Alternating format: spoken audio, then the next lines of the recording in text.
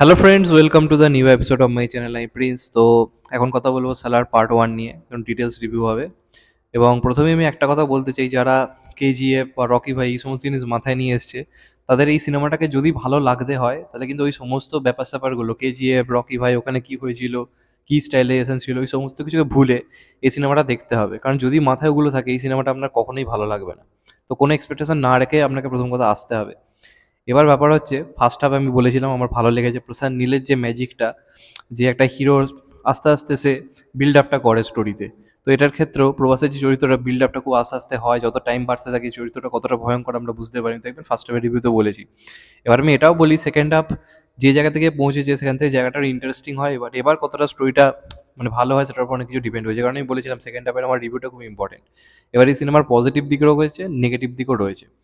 এবং প্রথমে এই পজিটিভ দিকগুলো নিয়ে যদি কথা বলি, তাহলে এখানে কিছু কিছু অ্যাকশন সিকোয়েন্স দুর্ধর্ষ, খুবই ভালো। যেমন একটা অ্যাকশন সিকোয়েন্স রয়েছে ইন্টারভেলের পরে, যেখানে একটা সিন রয়েছে, পৃথ্বীরাজের যে টিমটা তারা চায় না ওকে নিয়ে যেতে, কারণ ও যদি ওখানে যায় সব শেষ করে দেবে। এবার কোনোভাবে খবর পেয়েও চলে আসে ওখানে। এবার ওখানে ও ব্রুটালভাবে যাকে পারছে তাদেরকে মারা সম্ভব না, তাদেরকে হুড়পাড় করে মারছে এবং একটা মেয়েদের উপজাতিকে সে রক্ষা করছে। তো ওই সিনটাতে পৃথ্বীরাজ সুকুমার পুরো চুপ বন্ধ করে দাঁড়িয়ে আছে, সবাই বলছে ভাই ওকে থামা।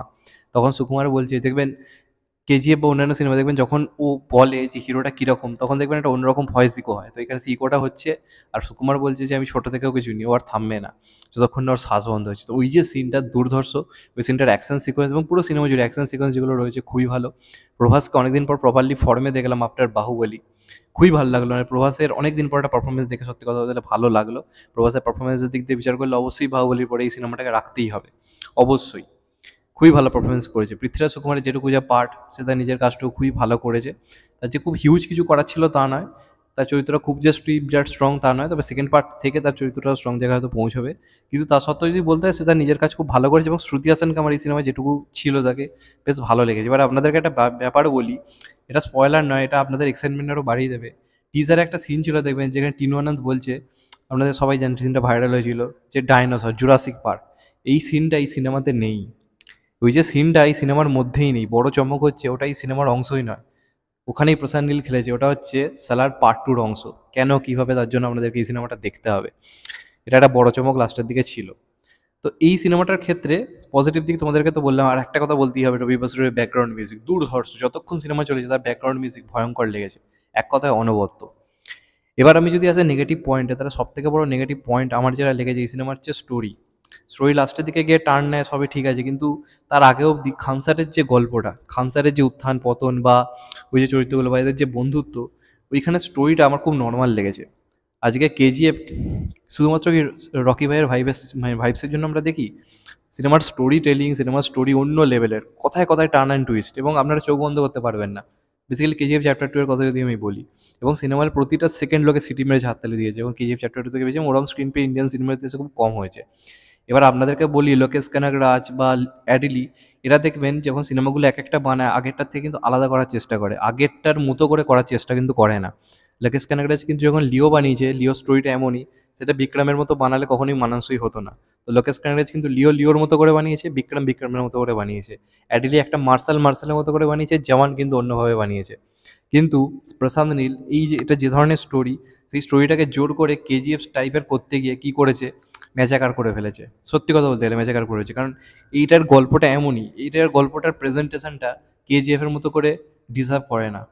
প্রথম থেকে এই সিনেমাটা কেজিএফ ইউনিভার্সের অংশ, এটা ওটা করে সিনেমার হাইপ বাড়ানো হলো, তারপর সেটাকে কমানো হলো। লোকের মধ্যে তার একটা এক্সপেকটেশন ছিল। তো যেটুকু যা করা হয়েছে সিনেমার মধ্যে, আপনার অনেক সিন দেখে মনে হবে পুরো সেই রকি ভাইয়ের মধ্যে, যেমন হিরোরা বলছে, ভিলেনরা যেভাবে বেসিক্যালি কথা বলছে, উসকো খতম কর দো, এই যে ব্যাপার স্যাপারগুলো, এগুলো পুরো কেজিএফে ছিল। তো জোর করে করে এই সিনেমাটাকে কেজিএফের মতো বানাতে চেয়েছে। প্রভাসের চরিত্রটাকে পুরো সেই রকি ভাইয়ের মতো ভাইবস দেওয়ার চেষ্টা করেছে, বা সেটা না যাচ্ছে না। কারণ রকি ভাইয়ের উত্থানটাই অন্যভাবে ছিল, রকি ভাইয়ের স্টোরিটা বা স্ট্রাগেলটা অন্য ছিল। আর এখানে প্রভাসের যে স্ট্রাগেল বা গল্পটা, দুই বন্ধুত্বের গল্প, সেখানে ওই জিনিসটা যায় না। তো সেটা একটা বড় ভুল হয়েছে। এই সিনেমাটাকে অন্যভাবে প্রেজেন্ট করা আমার মনে হয় উচিত ছিল, যে কারণে প্রতিটা মুহূর্তে লোকে যতই এক্সপেকটেশন না রাখুক, যতই কেজিএফ বা রকি ভাইকে ভুলতে চায়, ভুলতে পারবে না, কারণ সিনেমাটা দেখে প্রতিটা মুহূর্তে আমরা কেজিএফের কথাই মনে পড়বে। এটা একটা বড় নেগেটিভ দিক। আর সিনেমাটার হচ্ছে সেকেন্ড হাফ খুব স্লো। এমন একটা টাইম আছে শেষের আধ ঘন্টা আপনি এনজয় করবেন, ফার্স্ট হাফ আপনি এনজয় করবেন, কিন্তু সেকেন্ডের মাঝখানে যে 1 ঘন্টা 10-15 মিনিট প্রচণ্ড বোরিং, প্রচণ্ড বোরিং। যারা একটু গেম অফ থ্রোনস দেখে বা ওই ধরনের সিরিজগুলো দেখে তাদের হয়তো মানে ভালো লাগতে পারে, বা তারা হয়তো ঠিকঠাকভাবে এনজয় করতে পারবে। কিন্তু যারা ওগুলো দেখতে অভ্যস্ত নয়, যারা এতদিন ধরে বাহুবলী বা কেজিএফ যেভাবে দেখে এসছে, তাদের কাছে ওই জায়গাটা খুবই বোরিং লাগবে। কারণ ওই যে জায়গাটা, যে স্টোরি টেলিং, আপনার যখন কেজিএফে যে বিভিন্ন সাম্রাজ্যগুলোর খবর যেভাবে দেওয়া হয়েছিল, এটার ক্ষেত্রে সেটা খুবই স্লো, বন্ধুত্বের জায়গাটা। এবং এখানে যে মায়ের সঙ্গে ছেলের যে এটা খুবই হাস্যকর। মা একবার বলছে যে তুই কোনো মারামারি কাটাকাটি করিস না, আবার কোনো একটা সেকেন্ড এমন পজিশন আছে যখন মা আবার বলছে যা যা যা গিয়ে মার গিয়ে মার গিয়ে মার, আবার একটা পজিশন আসছে তুই শান্ত হয়ে যা, আবার একটা পজিশন আসছে তুই গিয়ে মার। তো এই ব্যাপারগুলো আর একটু বেটার আমার মনে হয় করা যেত। আর লাস্টের দিকে স্টোরিতে বড় চমক রয়েছে অবশ্যই, শেষের দিকটা খুবই ভালো সিনেমার। এখন আপনি দেখবেন লাস্টের দিকে আপনি হয়তো একটা টাইম আসবে আপনি ঢুলে পড়ছেন, কিন্তু শেষের দিকটা আপনি যখন দেখবেন আমরা ভালো লাগবে। কিন্তু প্রবলেম হচ্ছে তার আগে অবধি এতটাই সিনেমাটা স্লো হয়ে যায় যে লাস্টের দিকে ওই ভাইবসগুলো কাজ করে না। এমনকি যেটা বড় প্রবলেম হচ্ছে, প্রভাস নিজের থেকে সব কিছু ট্রাই করেছে, কিন্তু কোনো অ্যাকশন সিকোয়েন্স বা প্রভাসের হেঁটে আসাতে কোনো ভাইবস তৈরি হচ্ছে না। কারণ লোকের মাথায় কেজিএফ ঢুকে রয়েছে, এবং সেটা স্বাভাবিক। কারণ এখানে যখন সে আসছে, যেরকম ধরনের বিজিএম বাজছে, ভিলেন যেভাবে হিরোকে নিয়ে কথা বলছে, ওগুলো পুরো রকি ভাইয়ের দিচ্ছে। যেখানে প্রভাস যতই চেষ্টা করুক, সে রকি ভাইকে ছাপিয়ে যেতে পারেনি। যেখানে প্রভাসের হাজার চেষ্টা, তো প্রভাসের এটা মানে সামনে আসছে না। এটা একটা বড় প্রবলেম হয়েছে। যদি আমাকে মানে বলতে বলা হয় যে মানে রকি ভাইয়ের কি বাপ এই যে চরিত্রটা দেওয়া, তাহলে একদমই ভুল, একদমই ভুল। দেখবেন আমি থাম্বনেলে একটা কোশ্চেন মার্ক দিয়েছি। কেজিএফ এর থেকে এই সিনেমাটা অনেকাংশে পিছিয়ে রয়েছে। পার্সোনালি আমি উগ্রাম দেখিনি, কিন্তু কেজিএফ চ্যাপ্টার 2 দেখেছি। সেটার সঙ্গে যদি এটার কথা বলি, এটা স্টোরি টেলিং বলি, এটা ডাইরেকশন বলি, এটা স্ক্রিন প্লে বলি, সব দিক দিয়ে অনেকটাই পিছিয়ে রয়েছে। তো যদি আপনি মাথায় কেজিএফ নিয়ে দেখতে আসেন, এই সিনেমাটা আপনার কখনোই ভালো লাগবে না। এবং আমার এক্সপেকটেশন যে লেভেলের ছিল প্রশান্ত নীল নামটা শুনে, সেই এক্সপেকটেশন আমার সত্যি বলতে গেলে পূরণ হয়নি, একদমই পূরণ হয়নি।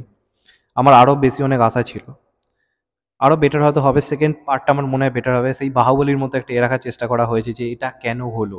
ওটার ক্ষেত্রে যেমন ছিল কি কাটাপ্পা কেন বাহুবলীকে মারলো, তেমন এটার ক্ষেত্রেও একটা ওই রকম ব্যাপার স্যাপার নয়, কিন্তু ওই রকম একটা এসেন্স তৈরি করার চেষ্টা করা হয়েছে যে যেন সেকেন্ড পার্টের হাইপটা থাকে।